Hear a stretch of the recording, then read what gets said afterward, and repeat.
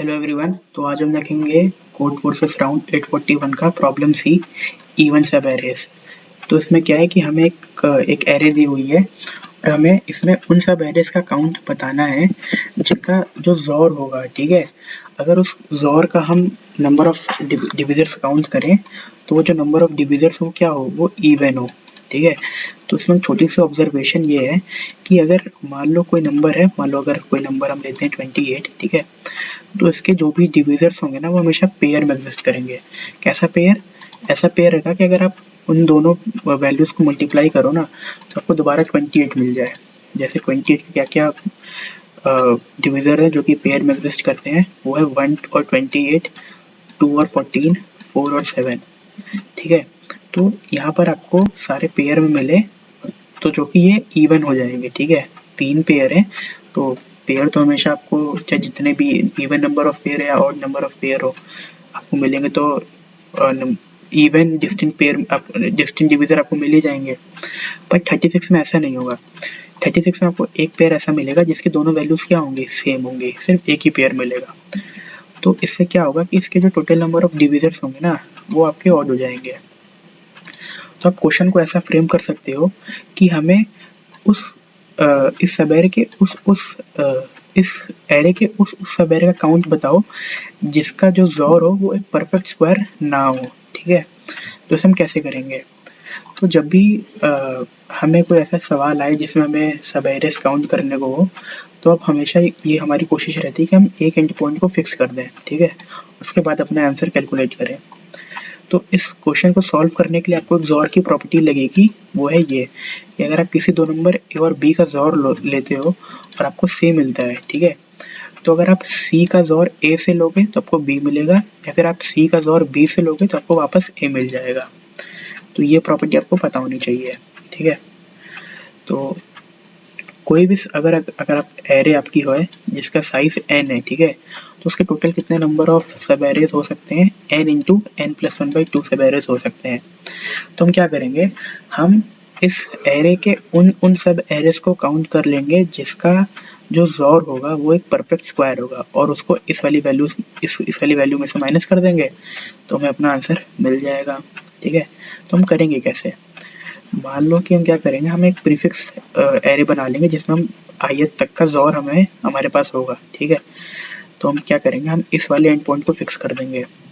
तो अब हमारा राइट वाला पॉइंट तो फिक्स हो गया, अब हमें वैलिड लेफ्ट इंडेक्स हमें चाहिए, जिससे कि मान लो अगर हम ये वाला लेफ्ट इंडेक्स लेते हैं तो ये जो सब एरे बना इसका जो ज़ोर हो एक स्क्वायर नंबर हो जाए। ठीक है, तो हमें ऐसे ऐसे लेफ्ट इंडेक्स हमें खोजने हैं। ठीक है, तो हम कैसे करेंगे? तो हम क्या करेंगे, हम जितनी भी लेफ्ट में जितनी भी ज़ोर की वैल्यूज़ आ रही है ना उनको एक मैप में स्टोर करा देंगे।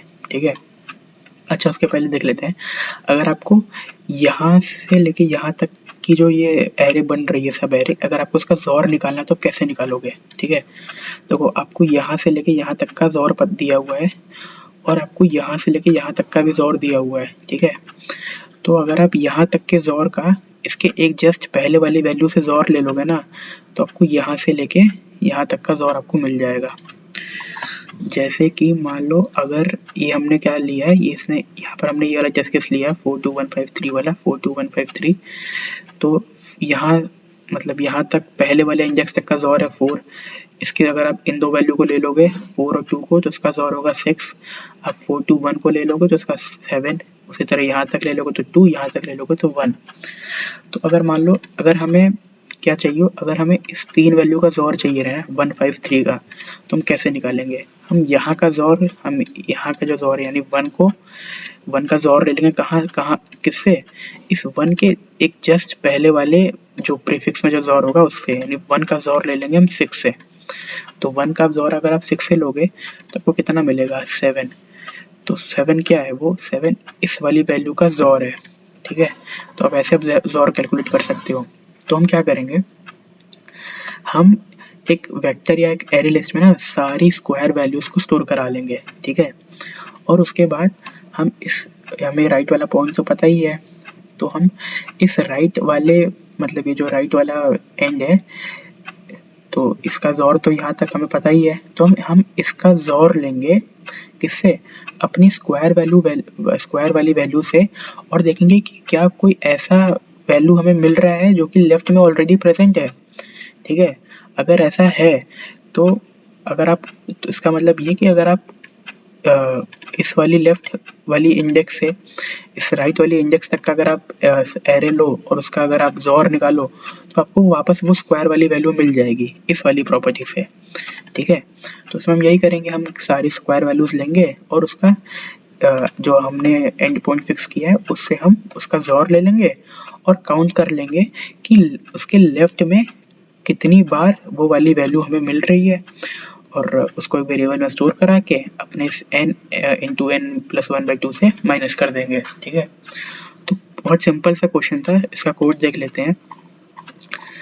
तो यहाँ पर तो हमने इनपुट लिया, अपनी एरो को इनपुट लिया और n की वैल्यू इनपुट ली, और यहाँ पर हम क्या कर रहे हैं, हम एक वेक्टर या फिर आप जावा में एरे लिस्ट में हम सारे स्क्वायर वैल्यू स्टोर करा लेंगे। ठीक है, और हम कहाँ तक स्क्वायर वैल्यू स्टोर कराएंगे, 262144।